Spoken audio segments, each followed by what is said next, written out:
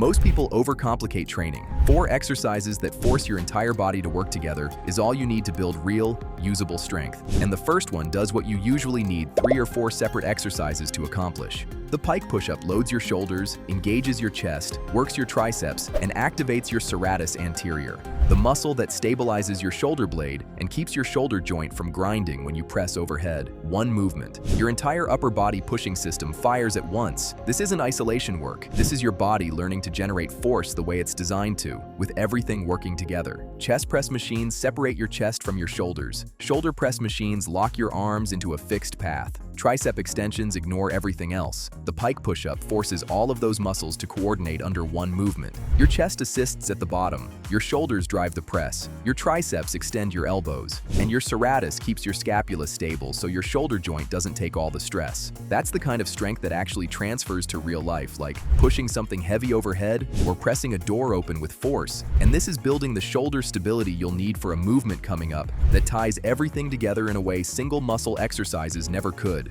You start in a downward dog position, hands on the ground, shoulder width apart, hips high in the air. Your body forms an inverted V. Now bend your elbows and lower the top of your head toward the ground.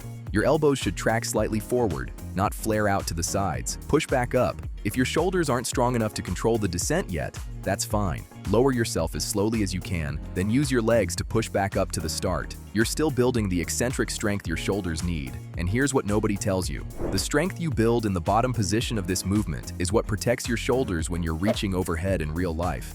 But your shoulders aren't the only thing this works. Your core is bracing the entire time to keep your body from collapsing. Which brings us to something even more important that this next movement fixes. Your legs are designed to work one at a time. Walking, running, climbing stairs, getting up off the ground. None of these happen with both feet planted evenly, but when you only train traditional squats and leg presses, you're teaching your body to rely on symmetry it rarely uses. The Bulgarian split squat forces each leg to carry the full load independently, and it exposes imbalances that single leg training hides. One leg is always weaker, one hip is always tighter, one side compensates for the other every single day. You don't notice it until you put all the weight on one leg and realize how much your body has been cheating. The Bulgarian split squat doesn't let you cheat. Your front leg does all the work. Your glutes fire harder than they do in any back squat. Your quads stabilize your knee through a range that actually mimics real movement. And your balance improves because your body has to figure out how to stay upright without relying on the other leg to pick up the slack. You stand a few feet in front of a bench, chair, couch, or whatever you have. Place the top of your back foot on the bench behind you. Your front foot stays flat on the ground,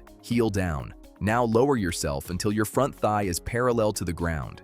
Your knee should track over your toes, not caving inward. Push through your front heel to stand back up. All the tension stays in your front leg. Your back leg is just there for balance. Most people feel this in their front quad immediately. That's normal, but if you're feeling it only in your quad and not in your butt muscle, your weight is too far forward. Shift back slightly. Push through your heel. You should feel your glute working just as hard as your quad. And the deeper you go, the more your hip has to open. That depth is what builds real mobility under load. But there's another layer to this that becomes obvious the moment you switch legs. Your weaker side will struggle, your hip will feel tighter, your balance will be worse. That asymmetry is exactly why you need this. And while this builds serious lower body strength, the next movement does something machines can't replicate. It teaches your body to pull with control while your core fights to stay stable. But before we move on to that one, I want you to understand something important. These exercises are powerful on their own. If you do nothing but add these 4 to your routine, you'll notice a difference in strength. But they're also just a piece of a much bigger puzzle. Most programs ignore mobility and stability exercises entirely. They focus on strength and muscle, but they skip the movements that actually keep your body moving well as you age and prevent injury. That's exactly why I created the Reset Your Body Blueprint. It's loaded with movements like mobility work and stability patterns, the overlooked stuff that keeps your joints healthy and your body feeling decades younger than it should. It's an organized guide that tells you exactly what to do to get your body feeling the way you want it to, and it's designed to make sure you can keep doing exercises like these for the long haul without breaking down. If you're realizing your body needs more of this kind of work, scan the QR code on screen with your phone or check the link in the description below the video. Let's move on to the third exercise. Your back doesn't just pull, it stabilizes your entire body while you pull. Lat pull-downs isolate your lats, sure, but they don't teach your scapula, your core, and your glutes to work together to keep your body rigid while your arms move. The inverted row does. It's a full-body pulling movement that builds the kind of back strength you actually use in real life. Pulling yourself up, dragging something heavy toward you, even just maintaining good posture when you're sitting or standing for hours. When you pull yourself up toward a bar, your body has to stay locked in a straight line. Your glutes have to fire to keep your hips from sagging. Your core has to brace to prevent your lower back from arching. Your scapula has to retract to pull your shoulder blades together. And your arms? They're just the tool your back uses to move your body. This is how pulling strength is supposed to be built. Not sitting in a machine where your lower body does nothing. You need a bar set at about waist height. A Smith machine bar works. A sturdy table edge works. Even a suspension trainer works. You lie underneath the bar and grab it with both hands, palms facing away from you. Your body is straight from your heels to your head. Now pull your chest up to the bar. Your elbows drive back, not out to the sides. Your shoulder blades squeeze together at the top. Lower yourself back down with control. That's 1 rep. If pulling your full body weight is too much, bend your knees and plant your feet flat on the ground. That takes some load off. As you get stronger, straighten your legs and make it harder.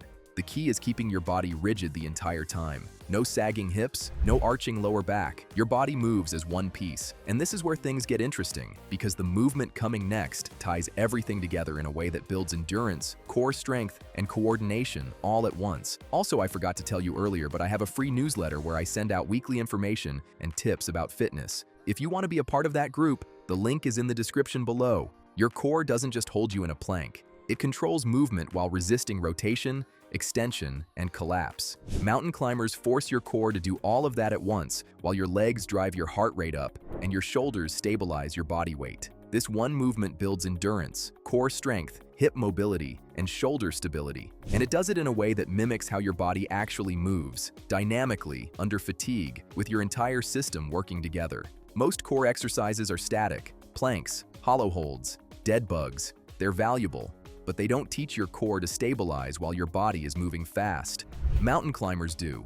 Every time you drive your knee toward your chest, your core has to resist the rotation that wants to pull your hips out of alignment. Every time you switch legs, your shoulders have to hold your body weight without collapsing. And the faster you go, the harder everything has to work to keep you from falling apart.